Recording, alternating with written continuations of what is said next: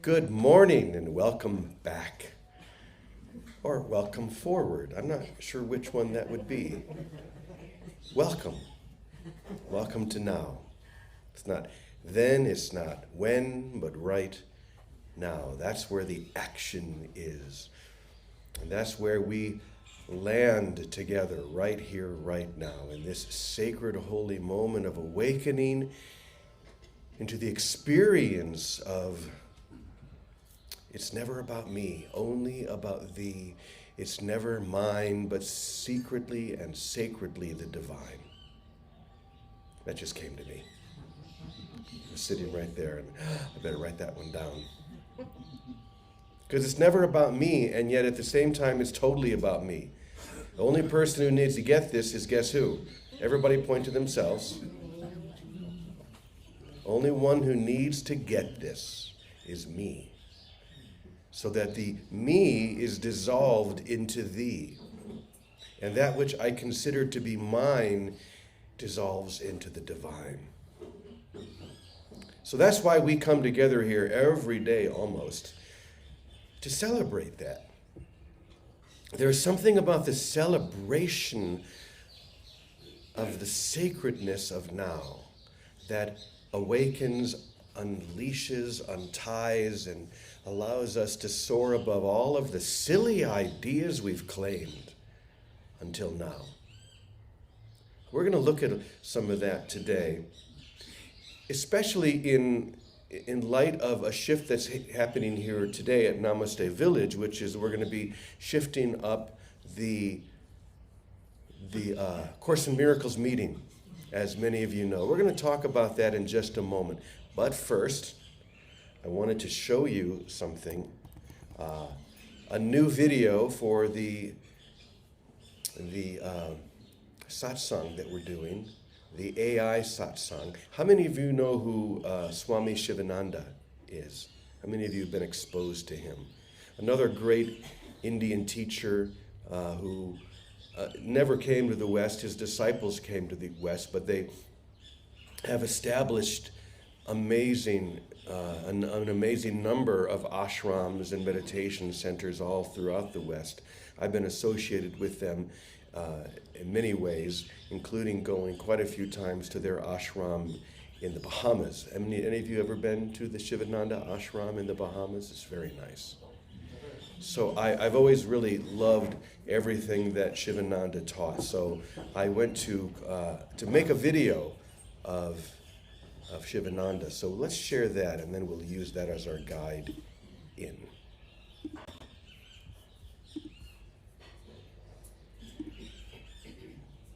Here we go.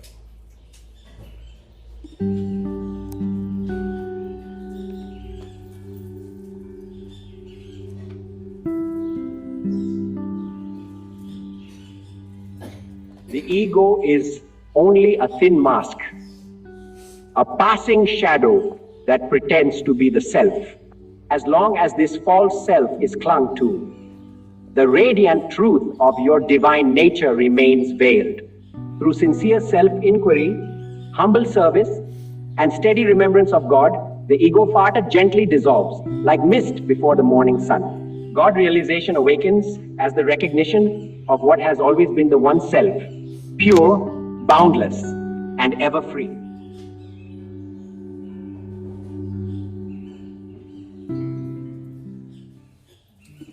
Okay, let's talk about that for a moment. God realization. Oh, we forgot to do the morning affirmation, didn't we? Let's do that first. This is what guides us into God affirmation, or God realization. So let's say this together and really feel these words in light with everything we just heard from Swami Shivananda. Here we go. The peace of God is everything I want. The peace of God is my one goal, the aim of all my living here, the end I seek, my purpose, and my function in this life while I abide where I am not at home. And I am here only to be truly helpful. I am here to represent the one who sent me. I do not have to worry about what to say or what to do, because the one who sent me will direct me.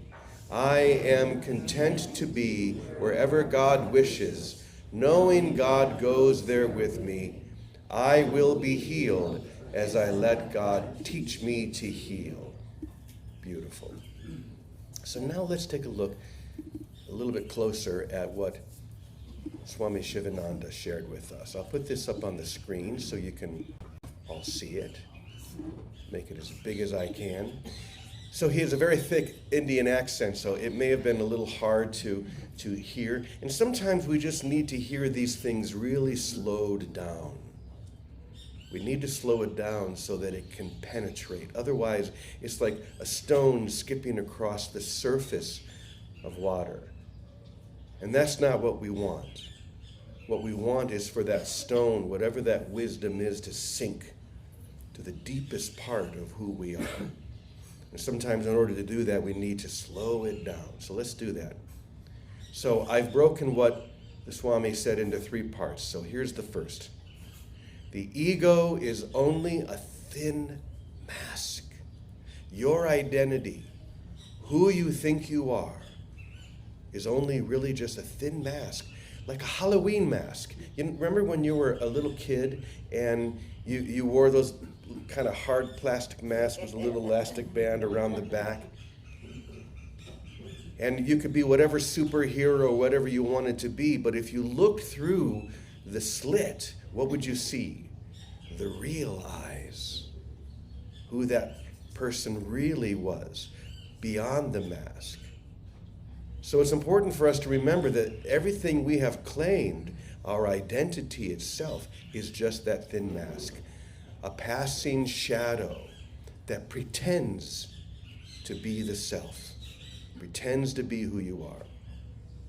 As long as this false I, who you think you are, is clung to, as long as you cling to that identity, then the radiant truth of your divine nature remains veiled. Who you really are remains veiled. You never take the mask off. Imagine going through life wearing a mask of Wonder Woman or Superman or whatever, and you have all these grandiose ideas of who you think that character is. That's exactly what we do. Of Course in Miracles talks about the difference between, I had it there. What was it again? Come on, come back. Oh yeah, grandiosity and grandeur. Mm-hmm. The image, the mask is grandiose. It could be whatever character it wants. It could be Wonder Woman or Superman or Spider-Man or whoever else you want to be, but it has no basis in reality. The character that you play, the mask that you wear, has no basis in the real. It's only when you take it off and you are revealed as who you really are that the real takes over. So once again, the true identity, who you are before the divine, is veiled until you take that mask off. Through sincere self-inquiry, humble service, and steady remembrance of God, the ego facade gently dissolves like mist before the morning sun. I love that. The facade. We've all seen old Western movies where they're the horses riding down the street, a busy old Western street. You've got the saloon, you've got the hotel, you've got the different houses. Well, you wouldn't know from the level of the street that those are not real. They're facades. It's only when you walk through the door of the saloon thinking you're about to get a shot of whiskey that you realize, no, there's no shot of whiskey in there. That was shot somewhere else. That was shot on a sound stage or somewhere else. That's just a facade. Guess what? So is this. It's never what you think it is. Everything that you hold to be real and solid is nothing more than a facade that you have used to claim the identity that we just heard needs to be dissolved. The thin mask. But it's only when you realize that it is a facade, through self-inquiry, humble service, and steady remembrance of God.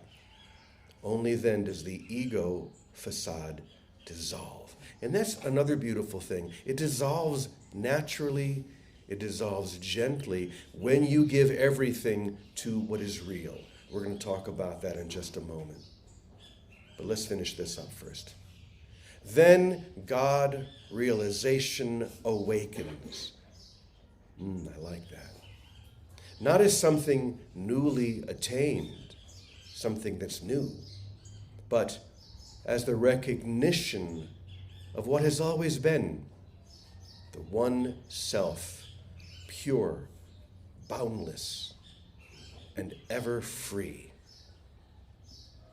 Who you really are. So once again, it's never about me in an individual way. It's only about releasing even the facade, maybe especially the facade of the self, into the reality of the divine, of me, not me, but thee, not mine, but only the divine. So, let's talk a little bit about what's happening here at Namaste Village in relation to the Course in Miracles meeting that will take place here at 1 o'clock. We're doing a little bit of a shift, and yet not really. The shift is really only just in the presentation. The focus has always been on the experience. It's only about the experience. It's never about trying to understand intellectually that which you could never intellectually understand. It's never about the fruitless attempt to get that which you never lost. You see, this is what we tend to do whenever we are presented with something, especially like A Course in Miracles, that is as clear and uncompromising as it is. However, when we are still clinging to what Swami Shivananda talked about, the identity, the facade, when we're still clinging to it to any degree whatsoever, what we're really trying to do is to blend reality and unreality together. Guess what? Ain't gonna work. You can't blend reality and unreality, because all that really does is block the experience that we're here to have. It blocks us stepping into what the Course describes as the real world. Now, that's not something, once again, that the intellect can grasp or understand. You can't get it, but you can realize that it has always gotten you. That's the key. So I actually had a funny experience in the other room when Advaita was playing the beautiful flute music. And this is a good example of this. I picked up this version of the Course and I just opened it up. And as I love to do, I just love to read whatever my eyes fall upon.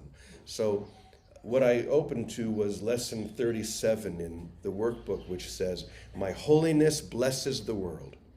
I love this lesson. So I'm reading it, and it went like this.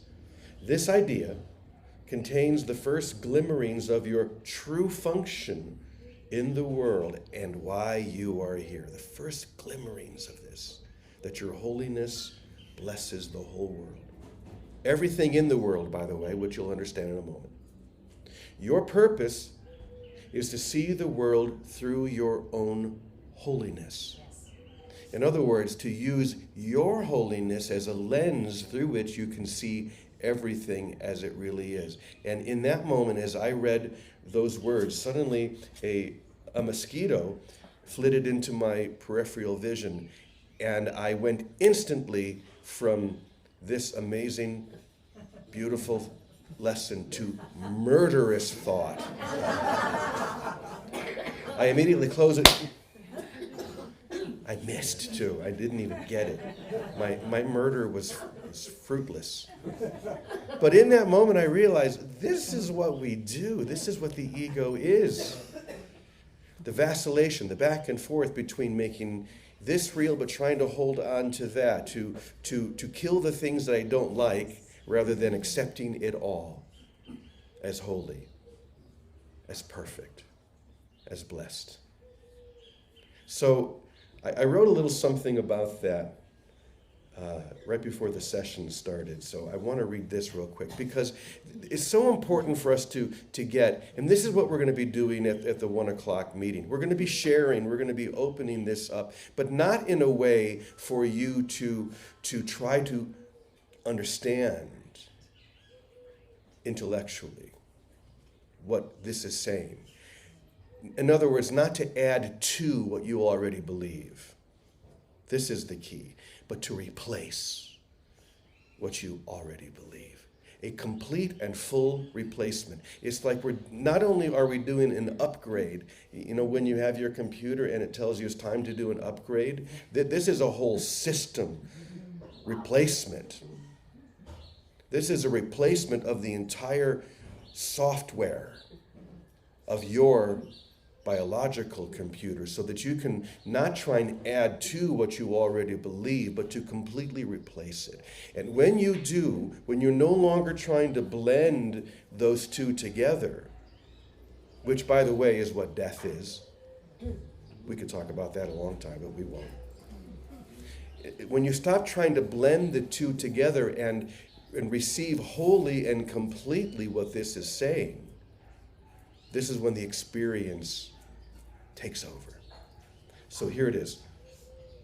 A Course in Miracles is not meant to be integrated into our existing beliefs about who we are and how the world works. It's not meant to be integrated. It is meant to gently but decisively replace them. I like those words, gently and entirely. This is not a half upgrade. This is a whole upgrade. And it will be until you choose, or it will not be, rather. It will try to be integrated. You will try to blend it until you finally say, there is no blending between reality and illusion. One replaces the other. Which one do I choose? But there is still the part of the egoic mind that wants to use anything like A Course in Miracles or any other teaching of truth it will use it to not get it. Did you hear that? It will use everything that it hears and reinterpret it as a way of holding on to the previous thought system so that you don't get really what that says. Until you allow a whole replacement to take place, then suddenly, well, I love this analogy. Suddenly the glasses fall into place, and that which was blurry, which I didn't even know was blurry until the glasses fell into place, becomes perfectly clear.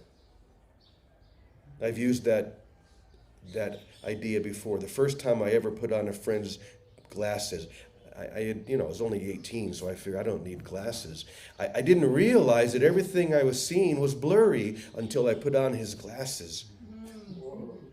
And suddenly everything was clear. That's what this does. But not as a replacement. You see, what we tend to do is we tend to take A Course in Miracles or any other teaching of truth, and in the blending, we say, yes, but. Yes, but what about this? Yes, but what about that? What about what's happening in Minneapolis or in the U.S. or in Canada or anywhere else? What about that relationship that fell apart? There's an endless list of what if or but. Okay, now remember last week we talked about how improv works. It's never yes, but, it's what? Yes, and. And so when we are adopting this entire new framework that is presented to us in A Course in Miracles, we have to notice when the mind wants to click into yes, but, and replace it with yes, and. So what often happens in Course in Miracles meetings is the tendency to say, but what about this or what about that? Doesn't that have value? That's the attempt to blend the two thought systems together. and it will only cause you frustration. So I suggest just hold still. When you notice that, just hold still, take a deep breath, and wait for the Holy Spirit. Wait for inspiration. Wait for something that's going to, suddenly the glasses fall into place. Okay, let me read a little bit more. Once again, it's not about integrating our existing beliefs, but to gently and decisively replace them. The Course offers a wholly different frame of reference, what it calls the real world. And this vision cannot dawn while we are still negotiating with the ego. How far has that gotten you? Negotiating with the ego. We keep hoping that it's going to work. Maybe this time. Okay, I'm going to say something that's just popping into my head right now that may have some controversy, but I don't give a shit. So, so I have a very strange addiction, which I will share with all of you.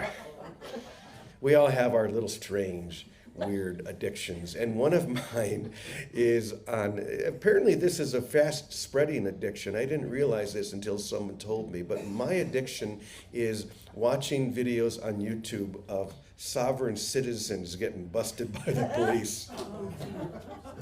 I don't know what it is. It just, because every time you watch a video, there is a thought system that people who hold this sovereign citizen idea that they are exempt from every law that exists, right? And it has never, ever, ever, ever worked in a court of law. I checked. It has never once worked. Okay? And yet they still continue to do it. What is the definition of insanity? Doing the same thing over and over again, thinking that it's going to have a different result. Isn't that what we do in our insane mind? We keep doing the same thing, thinking this time it will work. If I just keep pushing this. I probably shouldn't have shared that, but anyway, okay, let me get back to this, then I'll be safe. Probably not. Okay, here we go. The phrase, yes, but, is the ego's quiet refusal, a way of seeming open, I love this, while secretly preserving the old identity. To seem open while secretly preserving the old identity. The Course asks instead for a temporary suspension of all personal interpretation. It will be the hardest and yet the easiest thing you'll ever do. Maybe I should say the hardest but the simplest thing. Because it sure doesn't seem easy to completely drop our previous thought system to adopt a whole thought system. But I promise you, when you finally do it, you will realize that it was the simplest thing you've ever done. The Course asks instead for a temporary suspension of all personal interpretations, not agreement or understanding, but willingness. When we allow the Course or any other teaching of truth to stand on its own, without editing or blending, not trying to make them work together, the mind becomes receptive to a vision it could never have generated for itself. This is not something you can do on your own. You can't generate this for yourself. It only comes from the uncompromising need, desire for only love, only God, only now. Uncompromising. There's nothing else I want. I'm not going to try and blend that with what I think I see happening outside of me.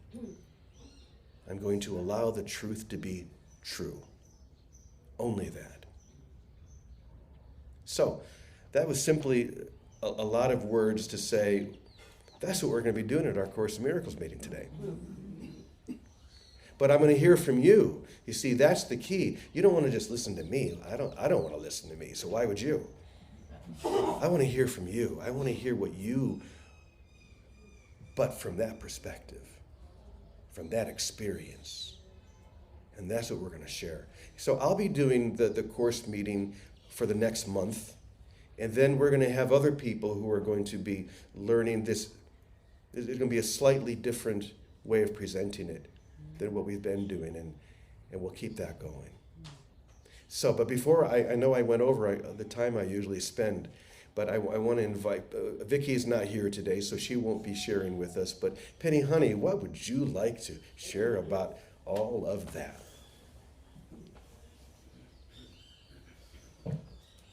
Well, first I'd like to say, you might not want to listen to you, but I hear that there are several folks that do. So we appreciate that. There's a lot in that, but this is, of course, what jumped out at me. That self-inquiry, that humble service, and that steady remembrance of God. With all the words and all the things and all the concepts just in this moment that we've taken in. Can you bring yourself to a moment of self-inquiry in that? I am sure that not everyone here in the room has an ego near as big as mine.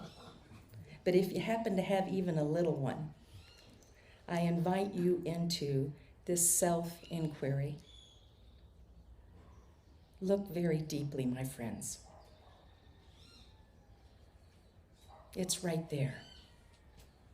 The essence of God within you. I'm not quite sure what much more we need to know of ourselves. And that humble service. I've shared this with you before, but my grandma Maine used to say, to do great things and never have the need to know that I have done them. This is humble service, where there is no yes, but. There is only yes. Where we say yes to the divine guidance that moves through us, once we have done that self-inquiry to remind us of who we are. How else would I show up in any given moment, remembering the divine within me and the expression of God through me, but in humble service? And it all leads back to remembering, doesn't it? Steady remembrance of God. Love God and everything else will fall in place. Know your divine nature, that you are one with that. There will be no yes buts. There will only be yeses. And there won't even have to be a yes and, because eventually it just comes to yes. Because we are one. There's no separation. It's pretty cool stuff. Not always easy, but it is cool. But it is very simple. That self-inquiry to know that you are a child of God. That leads you to that humble service and a steady remembrance of the divine. I think that just about does it for me. Thank you.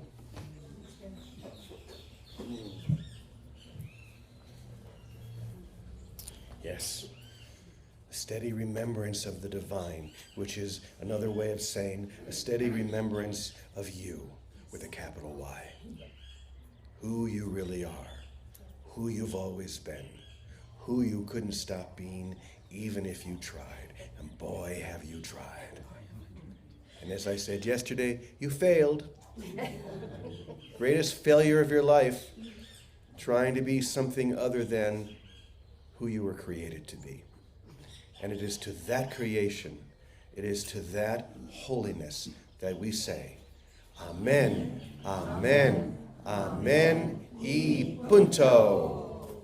Thank you, everyone. Have a beautiful day, and we will see you later. Bye.